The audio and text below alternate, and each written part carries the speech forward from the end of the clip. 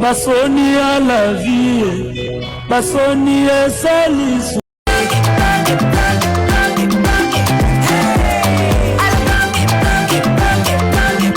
Oyoki elenge ya Congo, tapelema, tapelema, tapelema, tapelema, tapelema, tapelema. Basoni à la vie, basoni esalisu. Alors, tu vas mettre Jean-Pierre Wakamanga, mettre. Tu peux pas aussi comme le père, il était interné dans l'hôpital olympique, juste l'ancien nef, un peu comme on va dire, avec quelques blessures, écratures de ventre et même de la jambe. Tu peux aussi pour aller mettre qu'est-ce qui s'est passé réellement pour entrer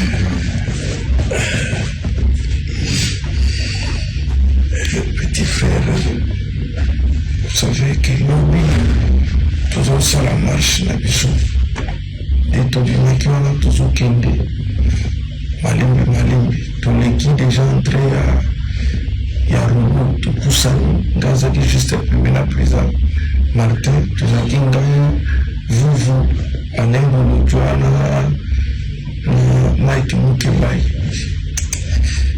Donc toujours avancer, tout Poussani, Manike, liboso nde babandi kobeta balacrymogène biso tozali résistance tozoya malemi totongi maboko tolobi toza na biso na problème te tozomarche pamba tozokota na kati ya palais du peuple te minute wana tozokoloba bapesi na ngolo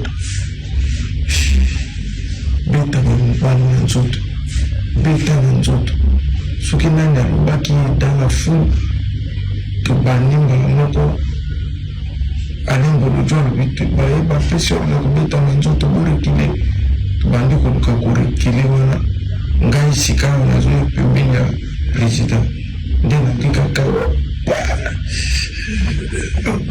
nasomono naokia elomoko bete ngai wana natali bomakili ezopundu ebele nde napasoli tolomatala bomakili sika oyo ceci nazalaki na nsima président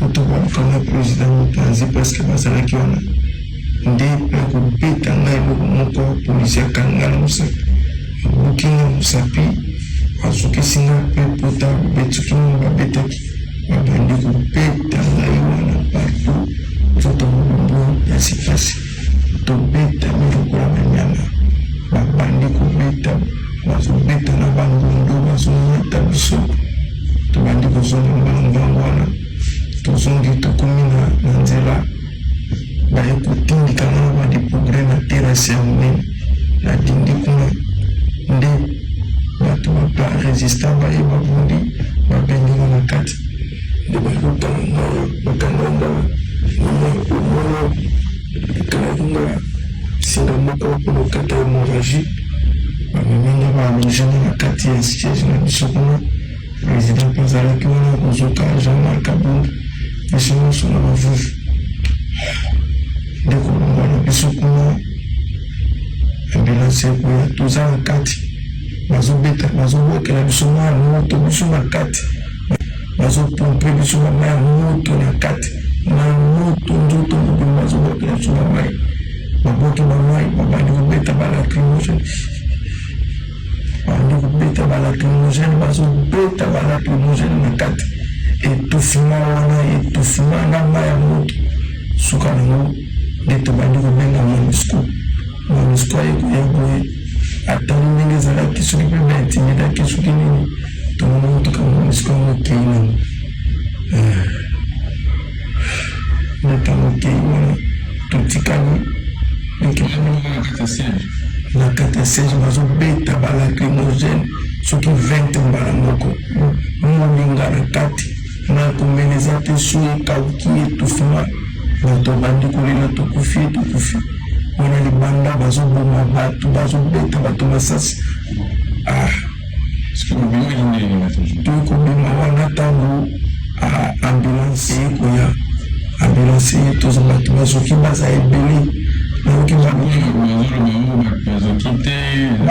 l'hôpital olympique. L'hôpital olympique, Batubaza Belé, les années 24. Bakende, version de Motobakuta. Batubaza. Pembe na Congo Loisir olympique, Bakende Kozo nombre de Batuna. Batuna la police, combien de Batuna Koufi? 15 blessés, 20 blessés, 15 policiers. Pourtant, les policiers n'ont pas profité, les policiers n'ont pas fait. Ils ont mis sa photo. Ils sont morts, ils ont fait des problèmes, ils ont mis la main de Koulou. Les policiers ont la carte, ils ont déterminé la lacrymogène. Les policiers ont mis la porte. Les policiers ont mis la carte. Quel type de police vous avez? Les policiers ont mis votre école vous n'a même pas de toilettes, mais vous vous battez pour ces gens-là. Vous battez pour sans toilettes, sans dotation. Alors on vous envoie et Jiba au Tiginzela pour les quand nous on vous barricadez, vous les actifs. C'est pas normal. Même vos enfants souffrent comme vous-même, comme nous tous. Comme nous tous. Revenez au bon sens. Même plus nous vont souffrir. Et ceux qui vous envoient, après ça rapide le routier, ils vont vous envoyer comme ça et ils volent des millions. Merci.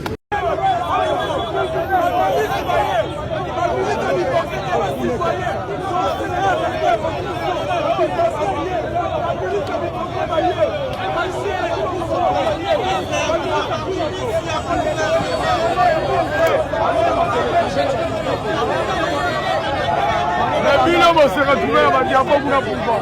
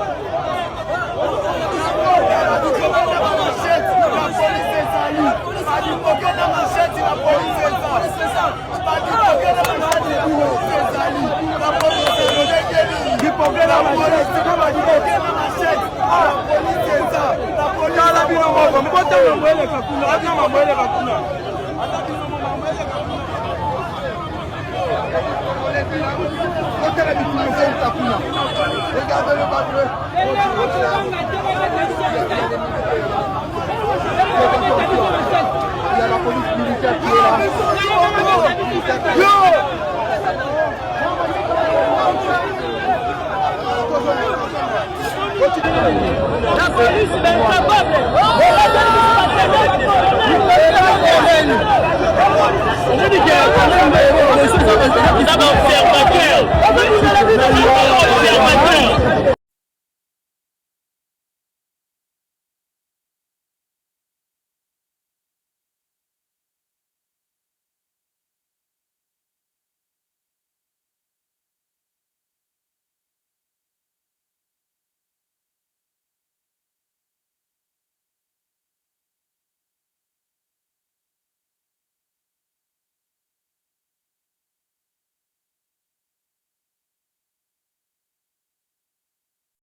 Ah, ça va.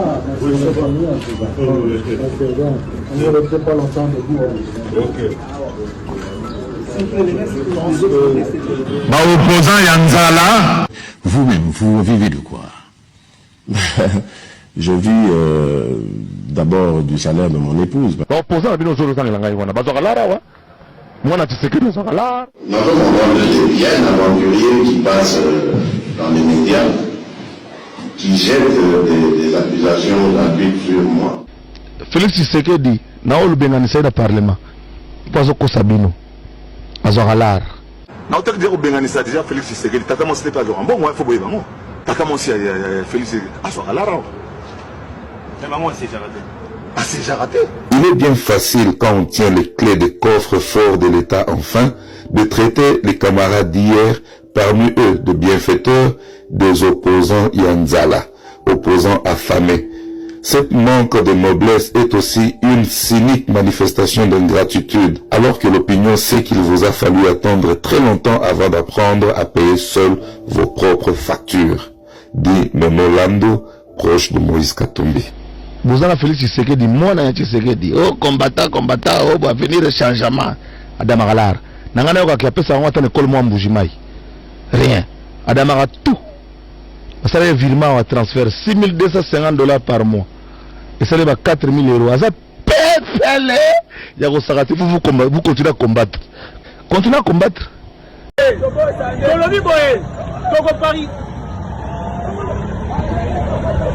L'opposition est pété, mais Bali Kokundisa peuple contre FRDC, police n'a du progrès. Tiré à balles réelles, Ndombas blessé, Tabound blessé, Sessama blessé, Fayoulou blessé.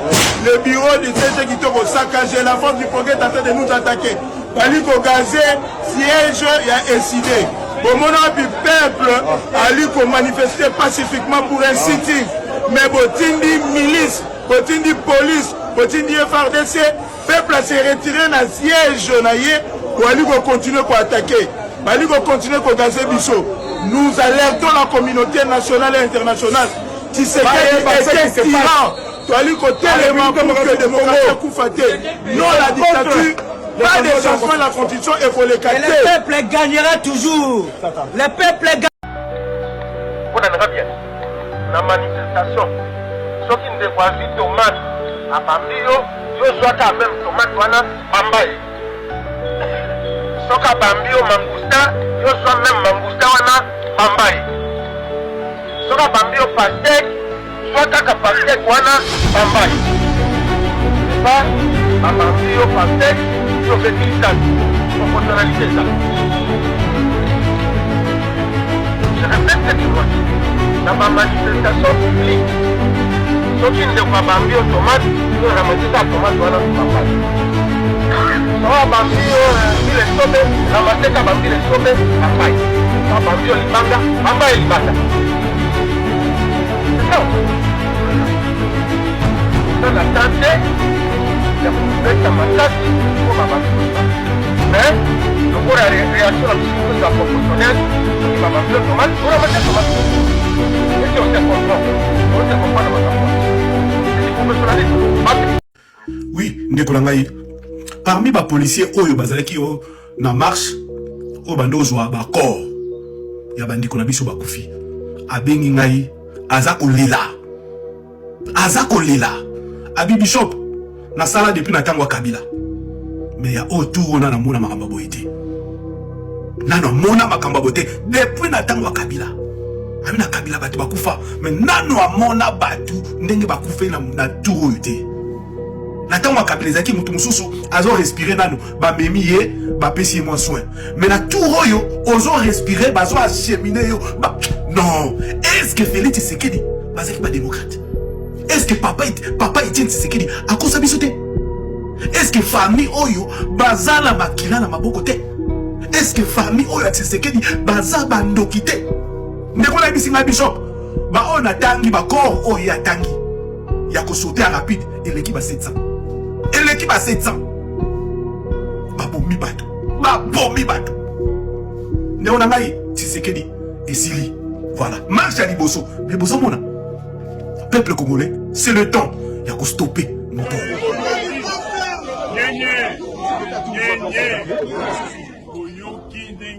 Président Jean-Marc Kabound a lobby.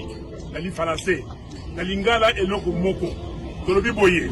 Tshisekedi a trahi le serment Oyo à Lobaki, Oya Constitution, article 74 de Tolbaka.